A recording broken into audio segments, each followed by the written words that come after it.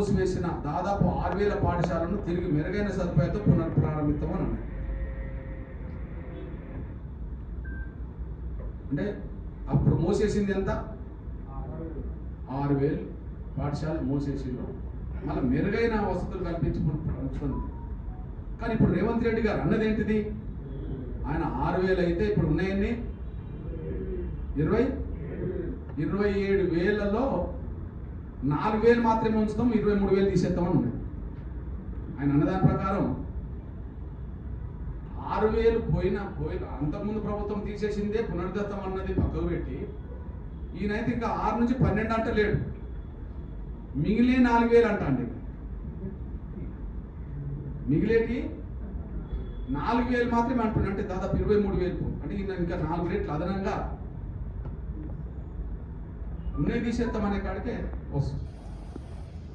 రేవంత్ రెడ్డి గారి సర్కారు ఎన్నికల మేనిఫెస్టోను విస్మరిస్తుంది అనడానికి ఈ 2 ప్రధాన అంశాలు సమాజంలో ఈజీగా అర్థమవుతాయి.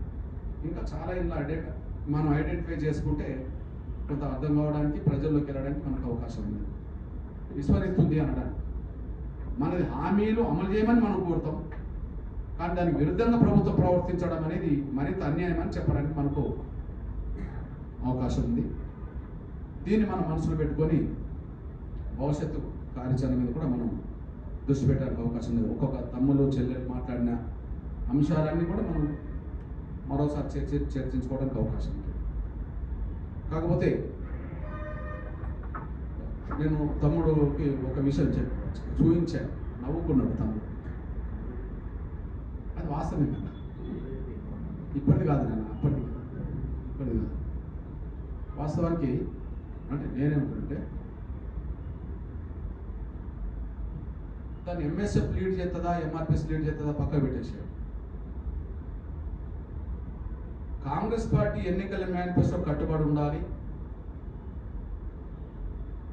అదే సమయంలో ప్రభుత్వం విద్యారంగం మీద ఏ నిర్ణయం తీసుకోవాలన్నా విద్యార్థి సంఘంతో చర్చించినాక నిర్ణయం తీసుకోవాలనే దాని మీద పోరాటానికి ఎవరు నాయకత్వం వహించినా వాళ్ళందరితో కలిసి పనిచేసే బాధ్యత ఎంఆర్పిఎస్ తీసుకుంటుంది, ఎంఎస్ఎఫ్ తీసుకుంటుంది.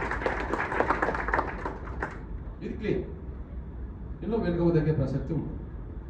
ఎంఆర్పిఎస్ కలిసి వస్తుంది, ఎంఎస్ఎఫ్ అందులో భాగస్వామ్యం అవుతుంది, క్లియర్గా భాగస్వామ్యం అవుతుంది. అయితే ఇద్దరికి అవకాశం ఉంది, ఇద్దరికి ప్రధానంగా అవకాశం ఉంది. అందరినీ కూడగట్టడానికి ఇద్దరికి అవకాశం ఉంది. ఒకటి, ఎన్ఎస్యుఐ ప్రధాన పాత్ర పోషించలేదు. వాస్తవానికి విద్యార్థుల భవిష్యత్తే దృష్టి పెట్టుకుంటే ఎన్ఎస్యుఐ కూడా పాత్ర పోషించాలి. విద్యార్థుల భవిష్యత్తే దృష్టి పెట్టుకుంటే ఇప్పుడు ఎన్ఎస్యుఐ కూడా కాంగ్రెస్ పార్టీకి సపోర్ట్ చేస్తూ తిరిగిందే కాబట్టి ఈ హామీలు అమలు చేయించాల్సిన బాధ్యత వాళ్ళ మీద కూడా నెట్టబడుతుంది.